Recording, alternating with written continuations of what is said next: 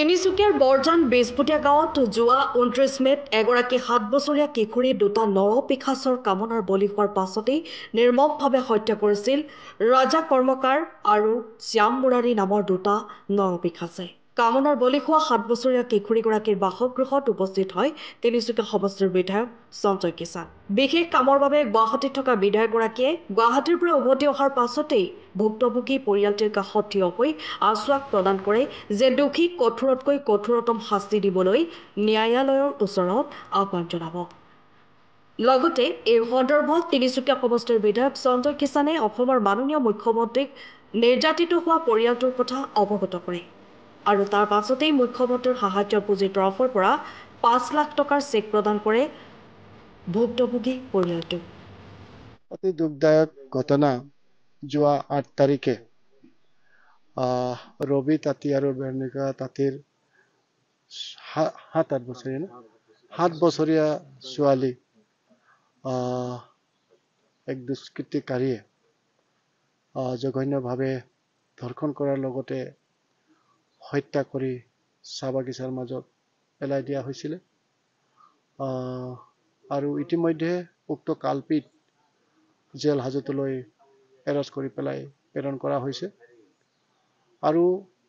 আমি ইতিমধ্যে পুলিচ প্ৰশাসনক দাবী জনাইছোঁ যাতে উক্ত কালপিত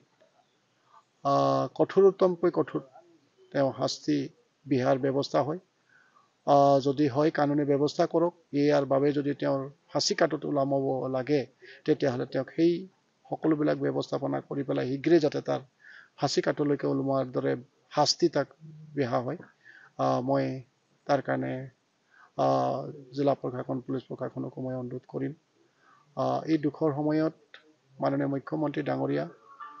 এই পৰিয়ালটোলৈ ৫ লাখ টকাৰ এক অনুদান আগবঢ়াইছিলে।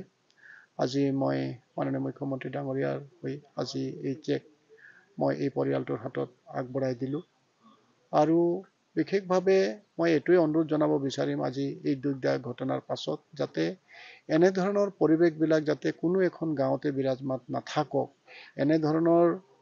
মানসিকতা থকা লোক যাতে আমাৰ সমাজত সম্পূৰ্ণভাৱে নাইকিয়া হওক মই তাকেই কামনা কৰিছোঁ আৰু তাৰ কাৰণে নিশ্চয় আমি সমাজ সচেতন ব্যক্তিসকলে ইয়াৰ বাবে সদায় নিজৰ সক্ৰিয় ভূমিকা পালন কৰিব লাগিব যাতে কোনো এনেধৰণৰ কামত লিপ্ত হ'ব পৰা সাহস যাতে গোটাব নোৱাৰে।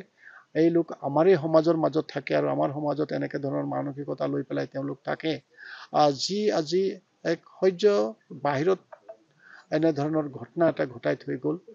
যি আমি আচলতে এই পৰিয়ালটোক কি ভাষাৰে বুজনি দিম আমাৰ হাতত একো ভাষা নাই কিন্তু যিয়ে নহওক মই সেই ছোৱালীজনীৰ আত্মাৰ শান্তিৰ বাবে ভগৱানৰ ওচৰত প্ৰাৰ্থনা কৰিছোঁ আৰু এই পৰিয়ালটো যাতে আগন্তুক দিনত সুকলমে থাকক পৰিয়ালৰ সৈতে ভালদৰে থাকক তাকে কামনা কৰিছোঁ।